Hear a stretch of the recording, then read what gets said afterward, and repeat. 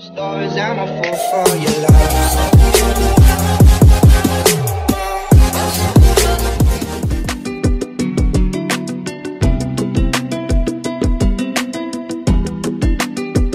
Hello mga kakusina, magandang araw po. Yan, welcome back po sa aking channel, Kuya Kusina po.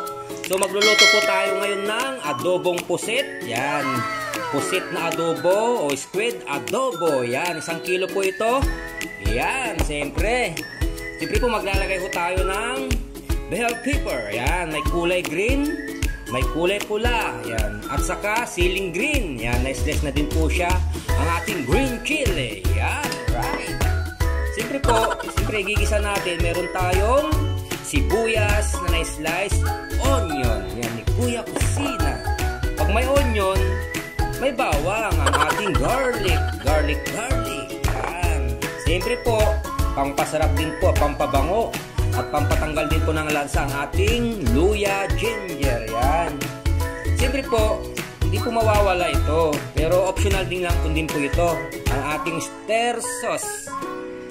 Magic sarap, pwede rin. Pero ang gagamitin natin, bitchin seasoning. Pwede po yan.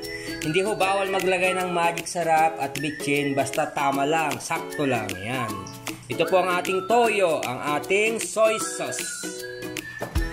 Kailangan din ng paminta, ang ating ground black pepper. Yan, ang ating durog na paminta ni Kuya Kusina. Optional ulit. Siyempre po, pampasarap din po ito, liquid seasoning. Yan, seasoning. Yun. Maglalagay lang tayo ng konting suka. Hindi ho kailangan maasim yung adobong pusit natin. Ha? Hindi kailangan, konting-kunti lang po. Vinegar. Ang ating mantika, cooking oil. Yan. Pwede rin po tayo maglagay ng brown sugar, depende ho sa atin. Yun, pwede po. So, yan po ang ating kumpletong sangkap ni Kuya Kusina. Start na po tayo sa pagluluto. Okay.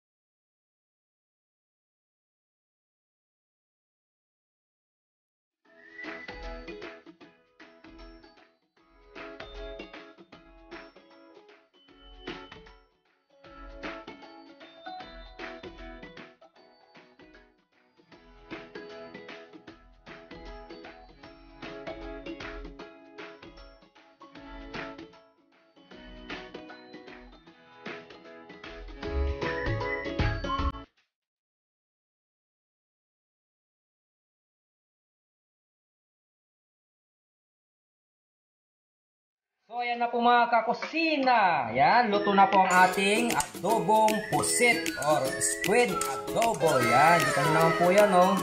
Simpleng-simple lang po ito, simpleng lutuin, pero siyempre pinasarap ni Kuya Kusina. Yan.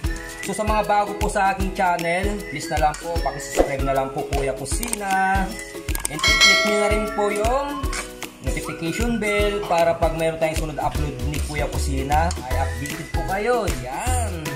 So hanggang dito na lang po. Sana po nagustuhan nyo ang aking adobong pusit Kuya Kusina. Thank you. God bless all. Okay.